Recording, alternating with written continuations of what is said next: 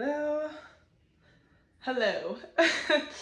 Okay, so first off, welcome to my channel. I'm Ashley. If you're new here, make sure to subscribe. So basically I wanted to get into my whole Lollapalooza slash Hobi Palooza experience because I had a very singular experience.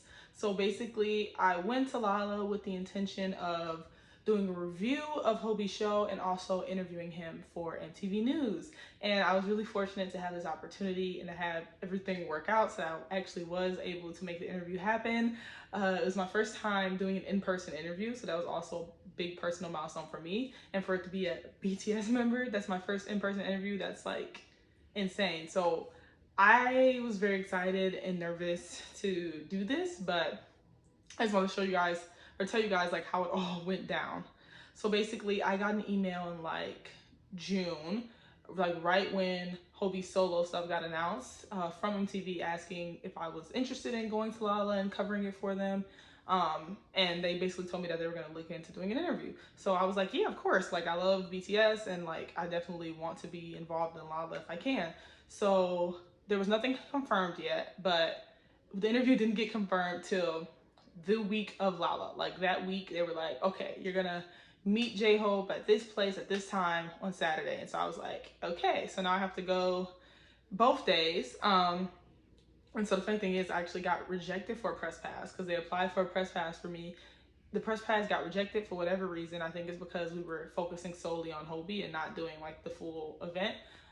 So then they ended up having to get me tickets for Lolla. So they ended up getting me tickets for both days. I flew from LA to Chicago for the show.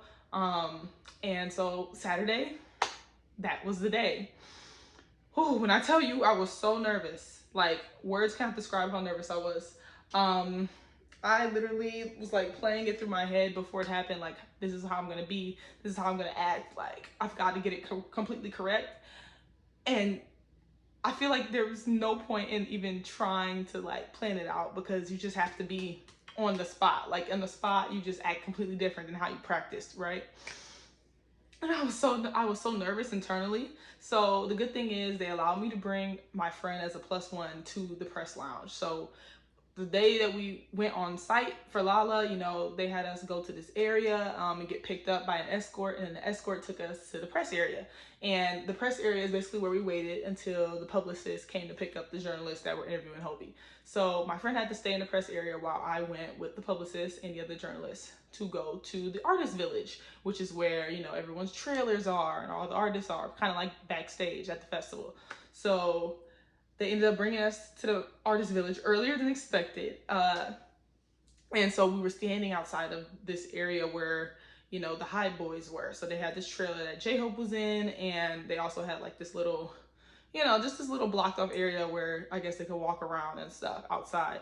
So we're standing outside of the gates. I wasn't first, I was like the third person to interview him. So, but there's only like 4 or 5 of us interviewing him in total. So they weren't doing a ton of press.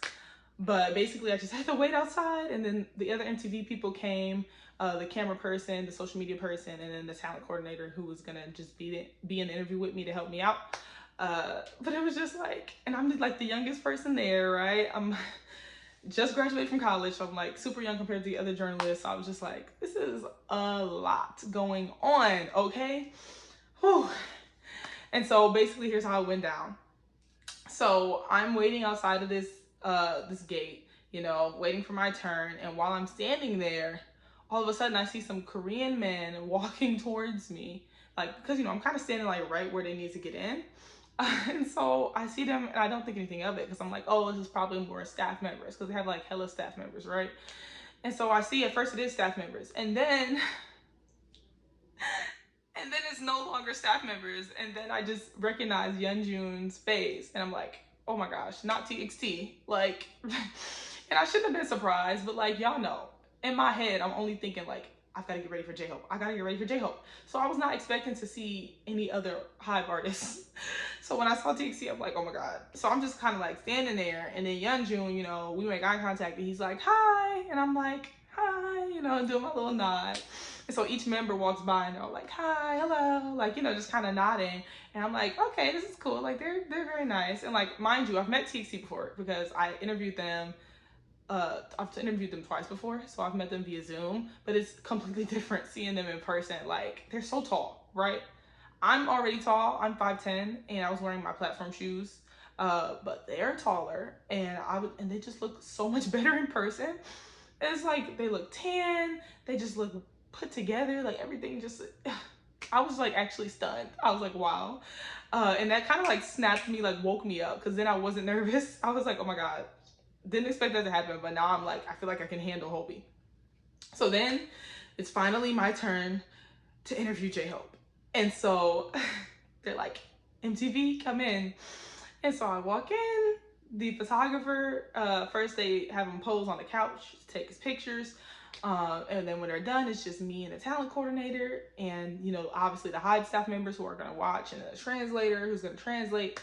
And so I go up to Hobi and he's like, hello, hello, you know, and then he kind of puts his hand out, and I was like, kind of, you know, and so then he's like, oh, hug. So we hug, and then he sits down on the couch, and I didn't know where I was supposed to sit because they ain't say nothing. Nobody said anything. So I'm just kind of like, guess I'm just gonna sit on the couch next to him, right?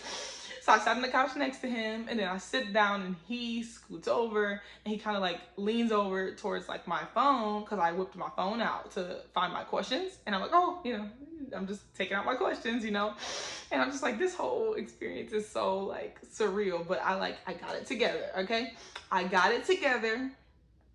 I breathed and I started the interview, and I think I did a really good job. Like, you can read the article, it's on MTV News website.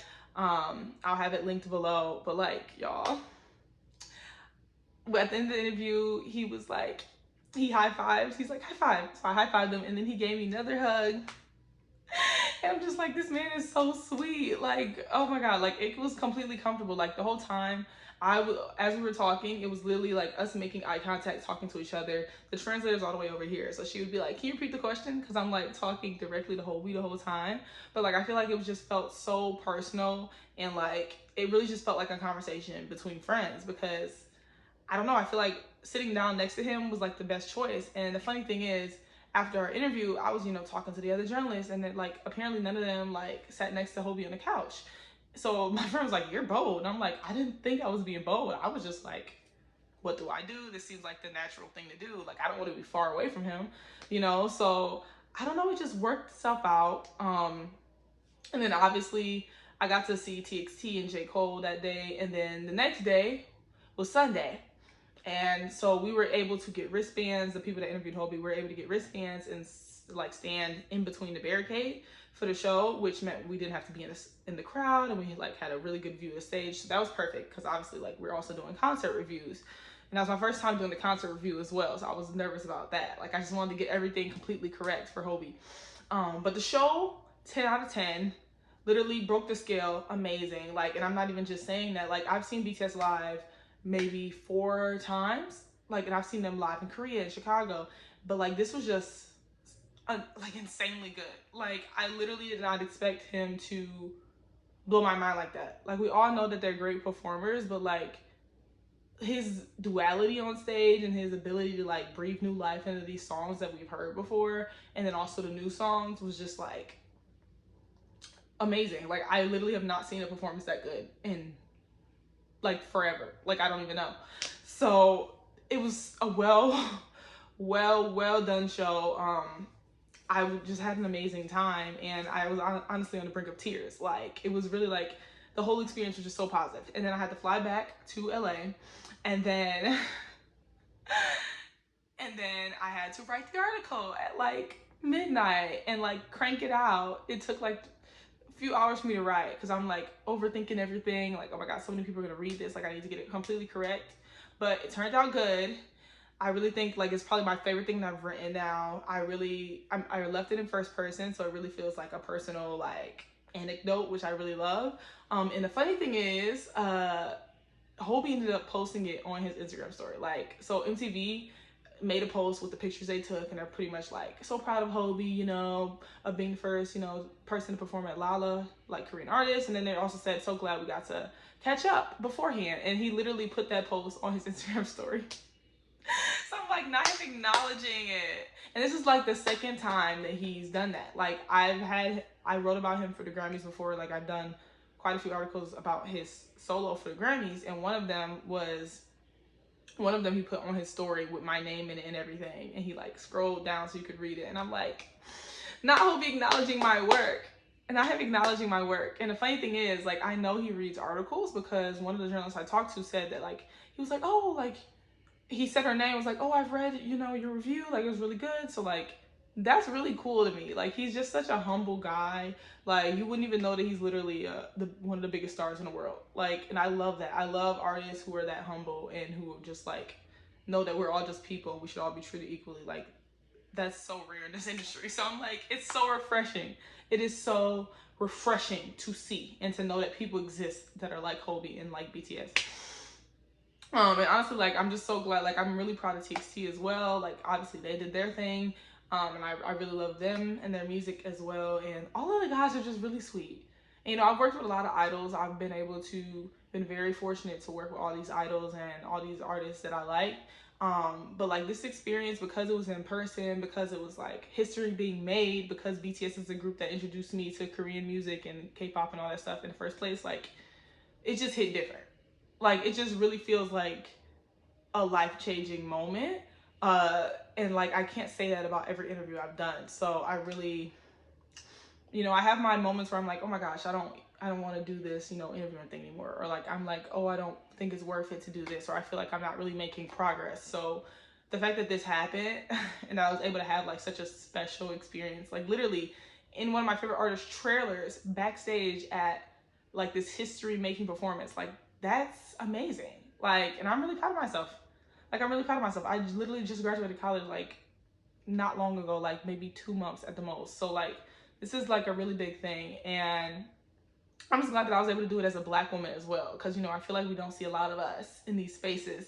So, I don't know. It was just a great experience overall. It's actually my first time going to Lolla as well. So that too is something I'm really proud of, that I was able to do and experience.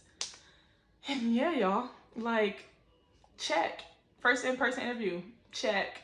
Interview a solo BTS member, check. You know, like it's just it's so great, y'all. But and you guys will definitely be seeing more from me. Like, this literally like catapulted my excitement for in-person interviews. Like, I want to do in-person interviews so bad. I don't even care who it's with at this point. Like, the adrenaline you get from actually being in this artist space is so different from Zoom. Like, obviously Zoom is still talking to somebody, right? They still get to see your face, whatever, but like, it's so different. We can breathe their air. Like, literally breathe their air. Like, he smelled so good. He smelled good. You know, like the vibe was good.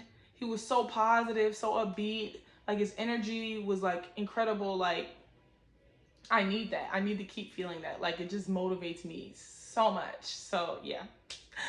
Oh, thank you guys for listening to me rant though, because like, I really wanted to get this out. I really wanted to share how I felt about the experience and what the experience was like a little bit, break it down.